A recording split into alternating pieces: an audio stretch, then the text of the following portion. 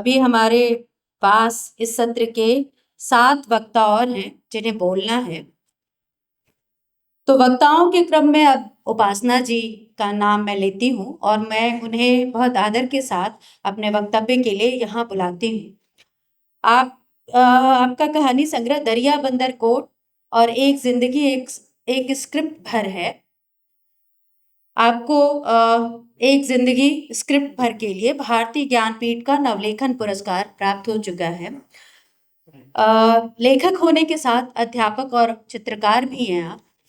मैं बहुत सम्मान के साथ आपको मंच पर अपने वक्तव्य के लिए आमंत्रित करती हूँ। उपासना जी अगले वक्ता के रूप में मैं आलोक रंजन जी से आग्रह कर रही हूँ कि आप तैयार रहें। शुक्रिया श्रुति जी। और कल से पूरा सत्र शुरू हुआ है और हमने बहुत सारे साथियों को सुना है और लगभग सारे साथियों ने द्वंद्व पे जो बात की है, तो मुझे लगता रहा है बार बार, कल रात में भी मैं सोच रही थी, लगभग सारे पहलुओं पे बात हो चुकी है। मतलब जितने तरह के द्वंद्व हम महसूस करते हैं लिखते हुए या कुछ भी रचते हुए, तो मुझे लगा सब पर बात हो चुकी है। लेकिन एक ख्याल और आ रहा था मुझको कि जितने सारे द्वंद्व हैं वो कोई एक द्वंद्व नहीं है जो हम सब महसूस कर रहे हैं। मुझे लगता है कि चाबियों का जैसे गुच्छा होता है वैसे द्वंद्वों का एक गुच्छा है। और शायद कुछ वक्त पहले तक जो हमारे सीनियर्स राइटर्स रहे होंगे या जो हमारे पुरखे रहे होंगे, उनको कम से कम पता होगा कि उन चाबियों का ताला कहाँ है, सही ताला कहाँ है। हमारे पास इतनी सारी चाबियां हो गई हैं, लेकिन मुझे लगता है कि ताला गुम हो गया है और उस ताले को ही हम अपने समय में ढूंढ रहे हैं। क्योंकि कल विमल जी बात कर रहे थे ना कि ये जो समय है बहुत ड्रास्टिकली चेंज हो रहा है, अचानक से और बहुत तेजी से। लेकिन चेंज तो हो रहा है, बदल तो रहा है, लेकिन सिर्फ बदल नहीं रहा है, ये एक स्तर पे बिल्कुल स्टैटिक है, रुका हुआ है, और दूसरे स्तर पे इतनी तेजी से बदल रहा है। मैं कभी अगर कोई रील गलती से खुल जाए तो आधे घंटे मेरे निकल जाते हैं, मुझे पता नहीं चलता है कि आधे घंटे मेरे कैसे चले गए। और इतनी तेजी से विज्ञान प्रगति कर रहा है, टेक्नोलॉजी बढ़ रही हैं कि हम ये जान पाते हैं कि माँ के गर्भ में जो शिशु है वो कैसा है ना। लेकिन दूसरे स्तर पे हम जो स्टैटिक हैं, जो रुके हुए हैं, वो हम इस मानसिकता में रुके हुए हैं कि माँ के गर्भ में जो शिशु है वो मेल हो और उसके आने की संभावना पूरी हो। तो ये एक बहुत छोटा सा और एक बहुत सामान्य सा उदाहरण है, लेकिन मैं इस बात को यहाँ इसलिए रख रही हूँ कि मैं ये बात कह पाऊँ कि हम रुके हुए कहाँ पे हैं और हम लगातार बदल कहाँ पे रहे हैं। कुछ चीजें जो मुझको लगता है लिखते हुए कि मैं जब लिखती हूँ शायद सिर्फ द्वंद्व तभी नहीं होता। मैं अपनी बात कर रही हूँ इसलिए मैं अपने आप को यहाँ पे कह रही हूँ, क्योंकि मैं सिर्फ लिखते हुए मुश्किल में नहीं रहती हूँ। जब नहीं लिखने का वक्त होता है, जब रचनात्मक नहीं होने का समय होता है, या शायद जब मैं कुछ लिख रही हूँ और वो पूरा हो जाए उसके बाद ज्यादा परेशानी शुरू होती है। मैं शायद पहले 1-2 पेज पढूं, उसके बाद कुछ और बात मैं कहती हूँ, वरना मैं भटक जाऊंगी। थोड़ा मुश्किल था द्वंद्व को लेकर बोलना। तो मैं अपने मित्रों से कह रही थी तो एक मित्र ने कहा मुझसे कि द्वंद्व पे क्या सोचना है, तुम आ जाके खड़ी हो जाना और चुपचाप खड़ी हो जाना, लोग समझ जाएंगे कि तुम बहुत द्वंद्व में हो, इसलिए कुछ नहीं कह पा रही हो। तो और मुझे कल से वाकई बहुत ये था कि मैं क्या बोलूंगी, लेकिन जब सुनना शुरू किया अपने बाद की पीढ़ी के लेखकों को, अपने पहले की पीढ़ी के लेखकों को, तो मुझे लगा कि थोड़ा बहुत मेरे पास भी है जो मैं अपनी तरह से कह सकती हूँ आपसे। तो मैं थोड़ा संक्षिप्त में ही कहूंगी क्योंकि समय श्रुति जी ने बताया कि काफी कम है। रचनात्मकता के द्वंद्व। जब मैंने यह वाक्य सुना तो मुझे लगा कि ऐसा विषय है जिस पर बहुत सारी बातें की जा सकती हैं, किंतु जब मैंने उन्हें लिखने की कोशिश की तो लगा मेरा दिमाग खाली हो गया है। जो बातचीत उछल कूद मेरे विचारों में मची थी वह ऐसी फ्रीज हो गई है कि मुझे अपने विचार पढ़ पाने में ही मुश्किल होने लगी। बतौर एक रचनाकार सबसे कठिन काम मुझे अपने विचारों को पढ़ पाना और उन्हें बर्दाश्त कर पाना लगता है। लिखते वक्त दूर दूर तक भीतर कोई विचार कोई रुकावट नहीं होती। और वह रुकावट मेरे लिखे में मुझे इसलिए महसूस नहीं होती क्योंकि मैं टुकड़ों टुकड़ों में चीज़ों को बहुत बार लिख चुकी होती हूँ, और जब उसे फिर दोबारा लिखना शुरू करती हूँ तो मेरे लिए वह सहज हो गया होता है। लेकिन विचार, तथापि रचनाकार भयंकर द्वंद्व में ही जीता है। विचार कभी एकांकी नहीं होते, उनकी बाढ़ आती है, लेकिन ये द्वंद्व रचना रहित दिनों में प्रबलता से आते हैं। कोई भी अन्य कार्य करते हुए, यहाँ मुझे ना बात करते हुए मुझे अगाथा क्रिस्टी की एक बात याद आती है कि उपन्यास लिखने का सबसे अच्छा विचार जो है वो बर्तन धोते समय आता है। तो मुझे लगता है कि सिर्फ किसी चीज को रचने का विचार ही नहीं, जो सबसे अच्छे विचार होते हैं वो सबसे वाहियात काम करते हुए आते हैं, जब आप बिल्कुल भी कोई रचनात्मक काम नहीं कर रहे हो, और उस वक्त सबसे अच्छे विचार आते हैं। तो स्मृति, जिनकी बात कर रहे थे जितेंद्र जी, स्मृति जंजाल की तरह दिमाग में उलझा सकती है। यह विचित्र बात है, किंतु यह उलझन अनायास नहीं आती। मेरे आसपास जो भी चीजें घटित हो रही हैं और उनका जो भी प्रभाव मुझ पर हो रहा है, मेरे लिखे की जो भी खपत है उस प्रभाव की प्रतिक्रिया में है। किसी अन्य रचनाकार के विचार की दिशा कुछ और हो सकती है।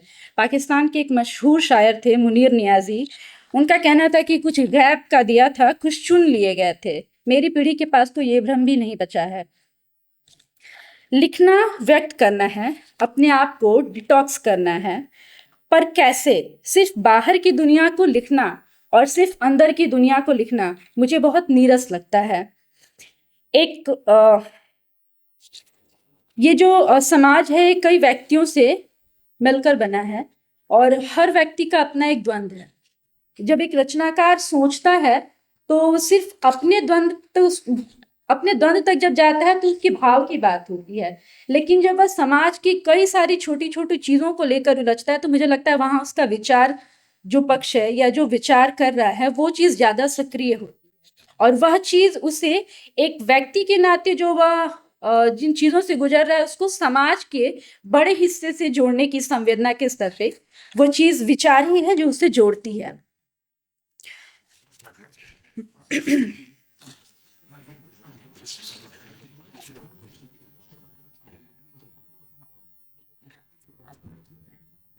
लिखते हुए जो द्वंद्व होते हैं वह द्वंद्व ऐसे हैं कि मुझे शिल्प को पैना करना है, गद्य को रोचक बनाना है, और मुझे एक लेखक होने के नाते अपनी इस क्रूरता को स्वीकार करना ही चाहिए कि कुरूप से कुरूप जीवन परिस्थिति को, तीव्रतम क्रूरता को लिखते हुए भी मैं उसे सुंदर से सुंदर ढंग से लिखने का प्रयास करती हूँ। सुंदर इन अर्थों में कि क्रूरता अवश्यंभावी रूप से क्रूरता ही प्रतीत हो, और ऐसा कर और उसका रस प्रभाव पाठक पर गहरा पड़े, और ऐसा कर पाने में लिख पाने की जो भी मेरी तनिक भी चेष्टा है, अगर वह सफल होती है तो मुझे संतोष होता है।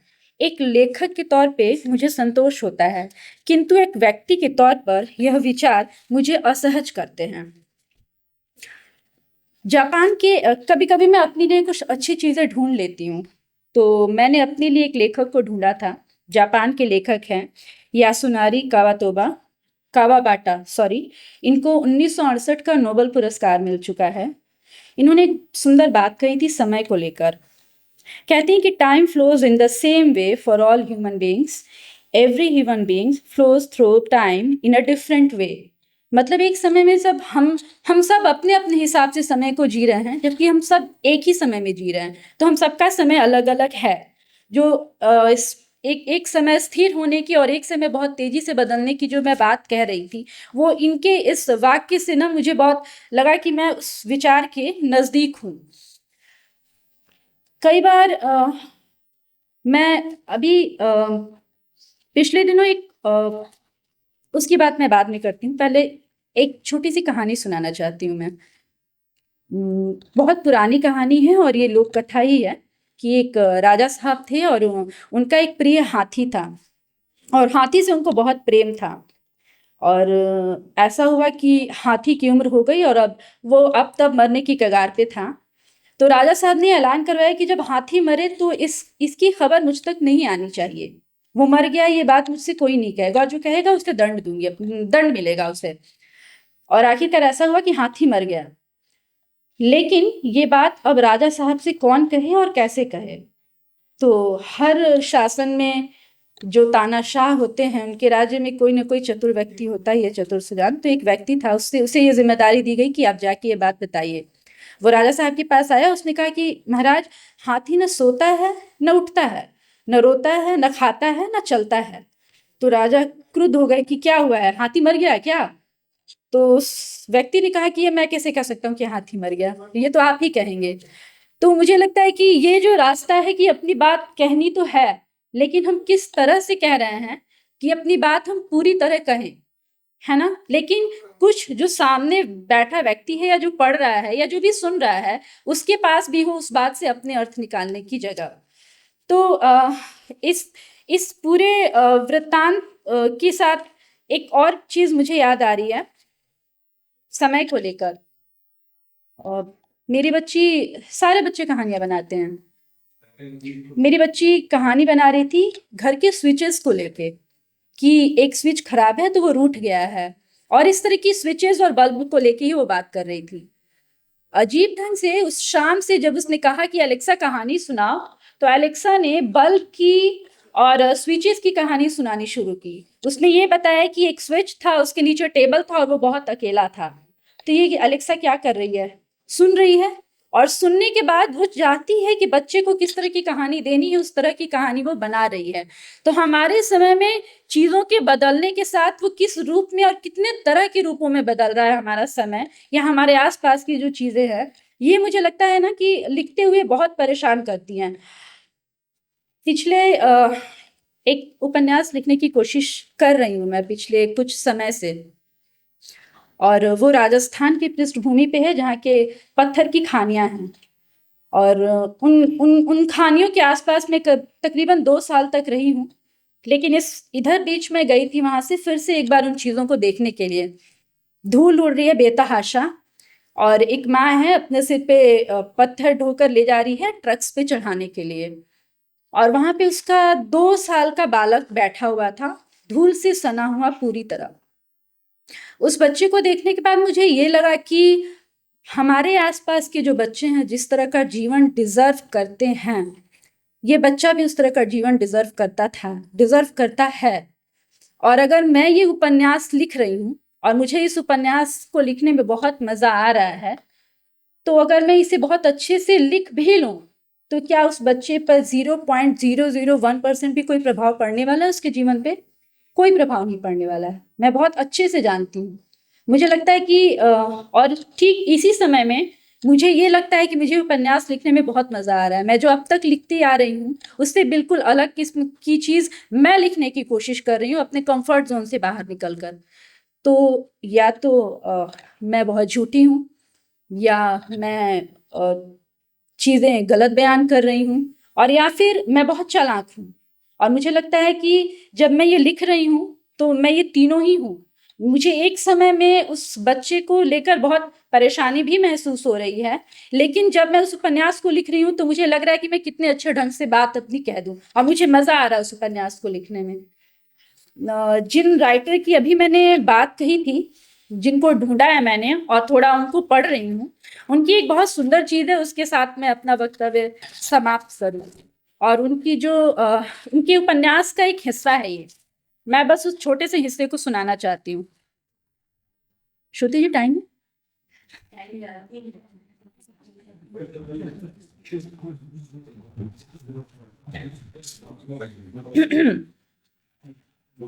दो दो कैरेक्टर्स हैं और दोनों के बीच का बस संवाद है।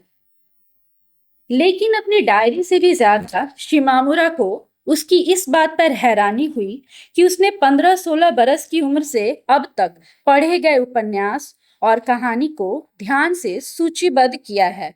इस प्रकार की सूची से 10 नोटबुकें भर चुकी थी। तुम अपनी आलोचनाएं लिखती हो, है ना? मैं ऐसा कभी नहीं कर सकती। मैं तो बस लेखक और पात्रों के बारे में और उनके आपसी संबंधों के बारे में लिखती हूँ, बस इतना ही। लेकिन इससे क्या फायदा होता है? बिल्कुल नहीं। ये तो मेहनत की बर्बादी है, पूरी तरह से मेहनत की बर्बादी। उसने खुशी से जवाब दिया, मानो इस स्वीकारोक्ति का उसके लिए कोई मतलब ही न हो। हालांकि उसने गंभीरता से शिमामुरा को देखा। पूरी तरह मेहनत की बर्बादी। न जाने क्यों शिमामुरा इस बात पर जोर देना चाहता था, लेकिन उस पल उसकी ओर आकर्षित होकर उसे एक शांति का एहसास हुआ, जैसे बारिश की आवाज उसके ऊपर बह रही हो। वह अच्छी तरह जानता था कि सबके लिए यह वास्तव में प्रयास की बर्बादी नहीं थी, बल्कि किसी तरह यह अंतिम निश्चय था कि इसका असर उस औरत के अस्तित्व को शुद्ध और शुद्ध करने वाला था। शुक्रिया। धन्यवाद उपासना जी। आपने बहुत ईमानदारी से बातें कही कि लिखते वक्त आप क्या महसूस करती हैं, उसको हम लोग महसूस कर रहे थे जब आप बोल रही थी, तो वो सारी चीज़ें हमें समझ में आ रही थी कि आप जो महसूस कर रही हैं उसका आपने बयान किया, और किस तरीके से समय की जो अंतर्विरोधी स्थितियां हैं उनको हमारे सामने रखा, कि बहुत महत्वपूर्ण तरीके से आपने कहा। और एक साथ कितनी चीज़ें हमारे जहन में होती हैं कि हम क्यों लिख रहे हैं, किसके लिए लिख रहे हैं, और उससे क्या होने